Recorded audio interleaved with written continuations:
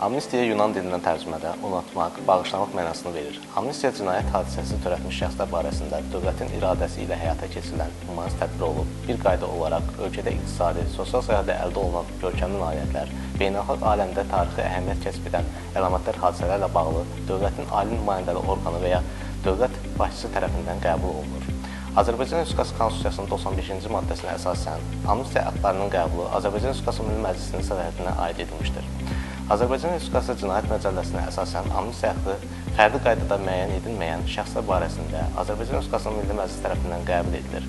Cinayət törətmiş şəxslər amnistiya aktı ilə cinayət məsuliyyətindən azad edilə bilərlər. Cinayət törətməyə görə məhkum olmuş şəxslər isə cəzadan azad edilə bilərlər, yaxud onlara təyin olunmuş cəzanın müddəti azaldıla bilər və ya belə şəxslərin cəzasının çəkilməmiş hissəsi daha yüngül cəza növü ilə əvəz edilə bilər və yaxud belə şəxslər əlavə cəzadan azad edilə bilərlər. Amnistiya aktı ilə cəzasını çəkmiş şəxslərin məhkumluğu götürülə bilər.